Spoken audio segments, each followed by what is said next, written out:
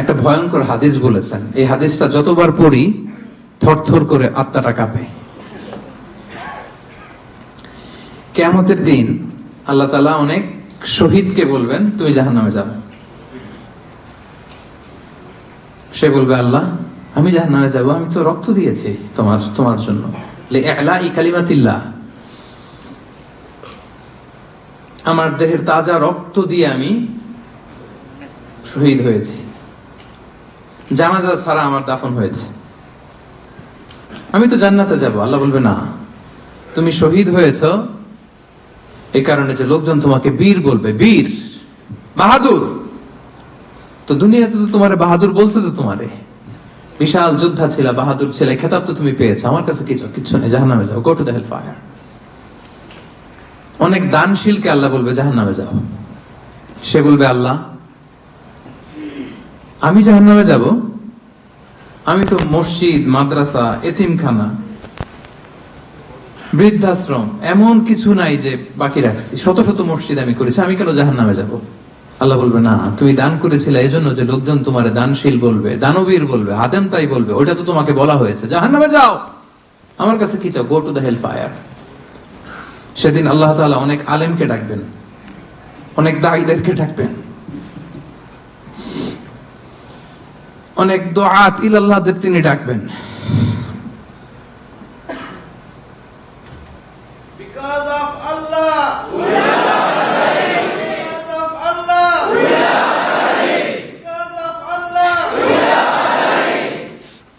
সেদিন অনেক দুআত ইলাল্লাহদেরকে ডেকে আল্লাহ বলবেন যে তুমিও জাহান্নামে যাবে। সে বলবে, আল্লাহ কেন? আমি মানুষকে কোরআন শিখিয়েছি, আমি মানুষকে হাদিস শিখিয়েছি,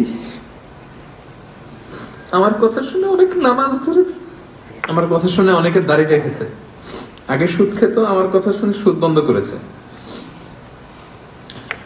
আমার কথা শুনে তো আল্লাহ এরা নামাজি হয়ে গিয়েছে। দ্য এন্টায়ার সোসাইটি সুদ বন্ধ করেছে, নামাজ ধরেছে, তারা ফরজ যাকাত দিত, আল্লাহ আমি কেন জাহান্নামে যাব? আল্লাহ বলবেন, তুমি এই দাওয়াতি কাজ করেছো, লোকজন তোমাকে বড় আলেম বলবে, লোকজন তোমাকে বড় সেলিব্রিটি বলবে, লোকজন তোমার নামে তাকবীর দিবে, তোমাকে বড় আলেম বলবে, বড় দাঈ বলবে। এটা তো বলা হতো তোমাকে দুনিয়াতে, আল্লামা বলে ডাকা হতো তোমাকে, বাহরুল উলুম বলা হতো তোমাকে, জ্ঞানের সাগর, অনেক বড় দাঈ, অনেক বড় সেলিব্রিটি তোমাকে বলা হতো এই দুনিয়াতে। তো যা চেয়েছো তা তো পেয়েছো, আমার কাছে কি চাও? আমার কাছে তোমার জন্য কিছু নাই, go to the hell fire, তুমিও জাহান্নামে যাও। আল্লাহ ওইরকম আলেম হওয়া থেকে আমাদেরকে তুমি বাঁচাও, ওইরকম দাঈ হওয়া থেকে তুমি আমাদেরকে বাঁচাও। আল্লাহ লোক দেখানো মানসিকতা, এই শো অফ থেকে আল্লাহ তুমি আমাদেরকে হেফাজত করো। তাহলে 4 নাম্বার যে রোগ আমরা চিনে ফেলছি না, এটার নাম কি? রিয়া। নামাজ পড়তেছি, মানুষ আমার এই বড় মুসল্লি বলে, হজ করে আসছি যেন আমার নামের আগে আলহাজ লাগায়, যাকাত দিচ্ছি, যাকাতের শাড়ি লুঙ্গি, দানবীর, শিল্পপতি, এটা যেন বলে, জিহাদের ময়দানে গিয়েছি, ইসলামের জন্য মিছিল দিচ্ছি, যাতে মিডিয়াতে আমাকে সবার আগে দেখা যায়। আল্লাহ বলবে, go to the hell fire, জাহান্নামে যাও। এগুলো একটাও আমার জন্য করো নাই, তুমি যা চেয়েছিলে দুনিয়াতে তুমি সেটা পেয়েছো, আমার কাছে কি চাও? কিচ্ছু নাই আমার কাছে তোমার জন্য, যাও। আল্লাহ এরকম দানশীল হওয়া থেকে, এরকম আলেম হওয়া থেকে, এরকম বীরত্ব দেখানো থেকে আল্লাহ তুমি আমাদেরকে হেফাজত করো। আল্লাহ রিয়া থেকে আমাদের এই কলবটাকে তুমি মুক্ত করো। আল্লাহ আমরা যা করব কেবলমাত্র শুধুমাত্র তোমার সন্তুষ্টির জন্য, তোমাকে দেখানোর জন্য যেন করতে পারে, আল্লাহ তুমি তৌফিক দান করো। তাহলে 4 নাম্বার রোগটা চিনতে পারছেন প্রিয় ভাইরা? কি নাম এটার? আলহামদুলিল্লাহ, এই তো বুঝে ফেলতেছেন। তাহলে আজকের এই প্রোগ্রাম থেকে আমরা এই রিয়া বা লোক দেখানো মানসিকতা, এটাকে না বলে দিব, কি বলেন? আজকের এই প্রোগ্রাম থেকে আমরা সবাই রিয়াকে কি বললাম? তাহলে প্রথম রোগের নাম ছিল কি ছিল? কপটতা। দ্বিতীয় রোগের নাম অহংকার। তৃতীয় রোগের নাম, চতুর্থ রোগের নাম বাংলায় বলেন, লৌকিকতা, লোক দেখানো মানসিকতা। রাইট। সব শেষে হচ্ছে 5 নাম্বার রোগের নাম হচ্ছে সুউদ্দন, মন্দ ধারণা।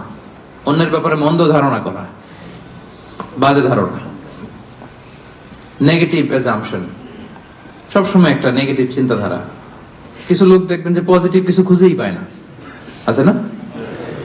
ভালো একটা জিনিস এর মধ্যেও ভেজাল খুঁজে বের করছে। জাজমেন্টাল, অন্যের ব্যাপারে মন্দ ধারণা করা, সব সময় অন্যকে কাঠগড়ায় দাঁড় করাতে সে পছন্দ করে, এরকম আছে না?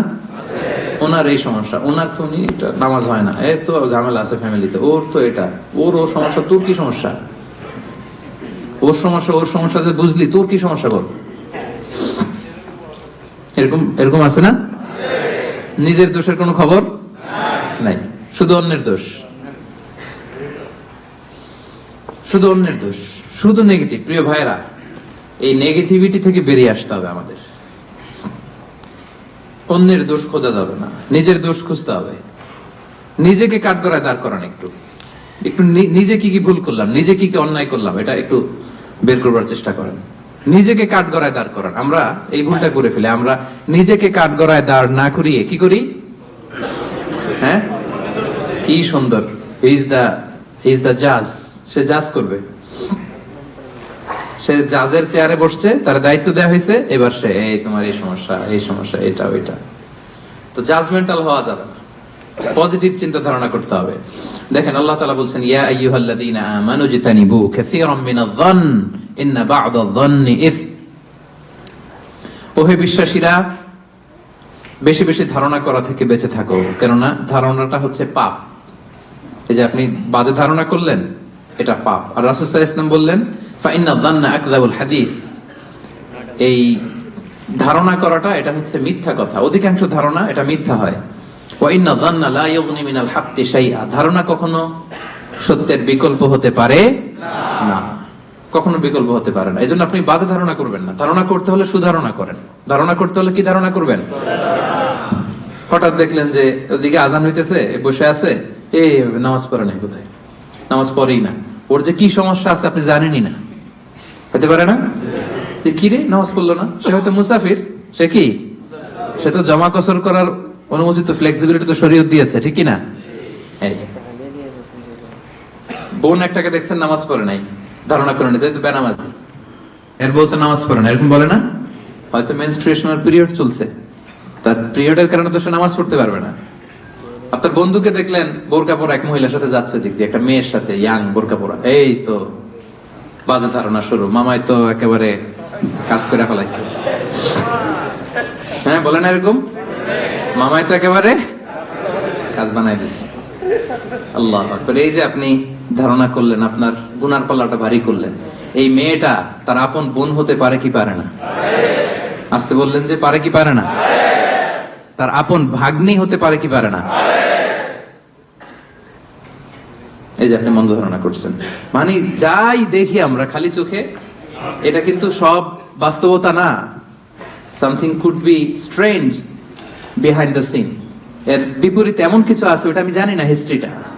এজন্য আপনি সুধারণা করবেন। কি করবেন? সবসময় সুধারণা করবেন। এই মন্দ ধারণা, বাজে ধারণা, অনেকে এরকম কিছু দেখলেই, বিয়ে করার পরে একটা ঘড়ি হাতে দেখলেই এটা বোধহয় যৌতুক দিছে, বোধহয় পুলিশ অফিসার একটা গাড়ি কিনছে বা ফ্ল্যাট কিনছে, এই তো ঘুষের টাকা দিয়ে বানায় ফেলছে। পুলিশ অফিসার মানেই কি সবাই ঘুষ খায়? ঘুষ খায় একটা বড় সংখ্যক, কিন্তু এখনো অনেক সৎ পুলিশ অফিসার আমার দেশে আছে না? নাই? আছে, এখনো আছে। আপনি মন্দ ধারণা করে গুনার পাল্লা ভারী করবেন না। তাহলে এই মন্দ ধারণাকেও আজকের প্রোগ্রাম থেকে আমরা কি বলে দিলাম? তাহলে 5টা রোগ চিনছেন না? 1 নম্বরে কপটতা, 2 নম্বরে অহংকার, 3 নম্বরে হিংসা, 4 নম্বরে লৌকিকতা, 5 নম্বরে মন্দ ধারণা করা। আচ্ছা ঠিক আছে, এই যে রোগ যে হয়েছে, রোগ নিয়ে বসে থাকা ভালো না, ট্রিটমেন্ট করতে হবে। আসেন চিকিৎসা শুরু করে দিই। 1 নম্বরে চিকিৎসা তাকওয়াল্লাহ, আল্লাহর ভয় লাগবে। এখানে কি লাগবে? আল্লাহর ভয়। আল্লাহর ভয় যাদের হৃদয়ে থাকে তাদের হৃদয় কখনো কি হয় না, পথ ভুলে যায় না। যাদের হৃদয়ে আছে আল্লাহর ভয় তারা কবু পথ ভুলে যায় না। আল্লাহর প্রেম ছাড়া এই দুনিয়ায় কারো কাছে কোনো কিছু চাই না। রাতের আধারে যারা সেজদাতে রয় দু চোখের স্রোতে নদী যেন বয়। ছলনার হাতছানি যতই আসুক পেছনে ফিরে সে তাকায় না। সবাই পড়েন, যাদের হৃদয়ে আছে আল্লাহর ভয় তারা কবু পথ ভুলে যায় না। আল্লাহর প্রেম ছাড়া এই দুনিয়ায় কারো কাছে কোনো কিছু চাই না। আলহামদুলিল্লাহ বলা।